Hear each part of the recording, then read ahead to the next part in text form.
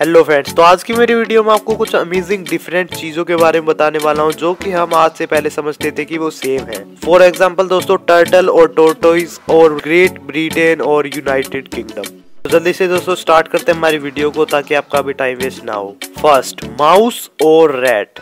तो क्या आपने दोस्तों कभी सोचा है कि जो ये माउस है और जो ये रैट है ये भी डिफरेंट होते हैं, और इनमें डिफरेंस ये होता है दोस्तों कि जो माउस होता है उसका साइज सिमिलर होता है एक स्पैरो के, और जो रैट्स होते हैं वो उनसे बहुत बड़े होते हैं। सेकंड, तो दोस्तों आजकल के टाइम पे आपने ऐसी कुछ चीजें देखी होंगी या फिर आपने भी ऐसी चीजें बनाई होंगी जो कि सिमिलर होती हैं इमोजीज के।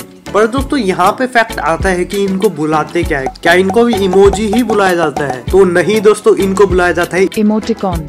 इमोजी एक ग्राफिकल इमेज होती है और जो इमोटिकॉन होते हैं वो एक ऐसी इमेज होती है जिसको हम टाइप कर सकते हैं। थर्ड, मैनर्स और एटिकेट। तो दोस्तों आपने इन दोनों का डिफरेंस कभी देखा है? कभी आपने गौर किया है इन दोनों शब्दों पे? आपने दोस्तों हमेशा सोचा होगा कि जो ये एटिकेट्स है ये एक हाई लेवल इंग्लिश का शब्द है और जो मैनर है वो है एक नॉर्मल इंग्लिश का शब्द। पर यहाँ पे दोस्तों आप बिल्कुल ही गलत हैं, क्योंकि दोस्तों इन दोनों का ही मतलब डिफरेंट है। तो मैं बताता हूँ दोस्तों इन दोनों के बीच में क्या डिफरेंस है। तो एटिकेट का मतलब होता है दोस्तों कि वो रूल्स जो आपकी सोसाइटी से आपको मिले हैं, और मैनर्स का मतलब होता है कि जो ये रूल्स आपको मिले हैं अपनी सोसाइटी से, आप इनको कैसे एग्जीक्यूट कर रहे हो, मतलब यूज कर रहे हो। ये बात तो पक्की है दोस्तों, आपको समझ में नहीं आया होगा इन दोनों का मतलब यहाँ से। तो मैं आपको एक एग्जांपल देता हूँ कि आपकी जो सोसाइटी है उसमें स्पून और फोक का यूज करते हैं खाना खाते वक्त। तो अगर दोस्तों आप उन चीजों को यूज कर रहे हो खाना खाते वक्त तो वो हुए आपके एटिकेट्स। पर दोस्तों आपकी सोसाइटी में दोस्तों राइट हैंड से स्पून पकड़ते हैं और लेफ्ट से फोक पकड़ते हैं, पर आपने इसका उल्टा किया है, आपने लेफ्ट में स्पून पकड़ी है और राइट में फोक पकड़ी है। तो यहाँ पे दोस्तों आपके होंगे मैनर्स गलत। तो होप करता हूँ दोस्तों आपको इस एग्जांपल से समझ में आ गया होगा एटिकेट और मैनर के बीच में डिफरेंस।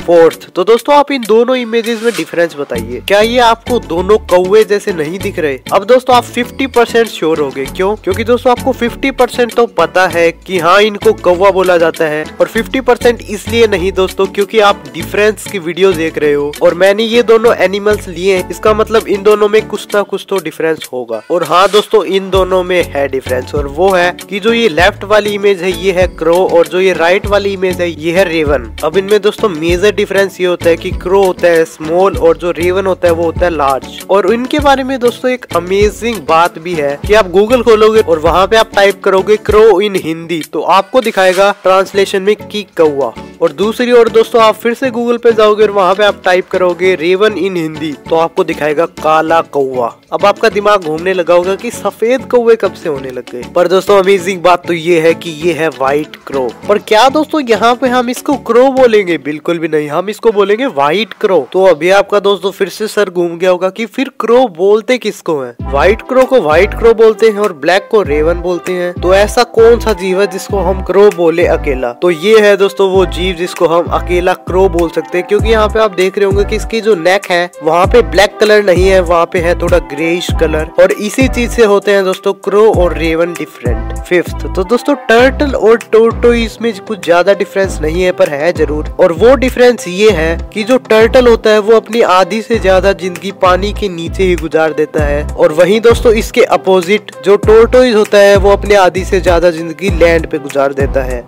सिक्स्थ, सॉस और केचप। तो दोस्तों ये फर्क नहीं पड़ता कि कितनी सिमिलर है, इनमें भी दोस्तों एक डिफरेंस ये है कि जो केचप होता है वो हमेशा कोल्ड यूज किया जाता है और कभी भी दोस्तों गर्म नहीं किया जाता, और वहीं दोस्तों दूसरी ओर जो सॉस होती है वो जनरली हॉट मतलब गर्म ऑफर की जाती है और वो कुकिंग में भी यूज होती है। सेवंथ, तो दोस्तों चलो हम एक बार मान लेते हैं कि जो क्रोज, मैनर्स और रैट्स ये तो सारी छोटी छोटी चीजें हो गई, इसलिए हम इन पे कुछ ज्यादा गौर नहीं करते। पर दोस्तों असली बात तो जब आती है कि हम कंट्रीज के बीच में डिफरेंस भी नहीं जानते, जो है ग्रेट ब्रिटेन और यूनाइटेड किंगडम मतलब यूके। तो डिफरेंस ये है दोस्तों कि जो ब्रिटेन है उसमें इंक्लूड होता है इंग्लैंड, स्कॉटलैंड और वेल्स, पर दोस्तों यूके है उसमें भी ये सारी चीजें ऐड होती है मतलब इंक्लूड होती है। पर दोस्तों एक और कंट्री यूनाइटेड किंगडम में ऐड हो जाती है और वो है नॉर्दर्न आयरलैंड। तो ये था दोस्तों ग्रेट ब्रिटेन और यूके के बीच में डिफरेंस, इसलिए दोस्तों आप इन दोनों को कभी भी सिमिलर मत बताना।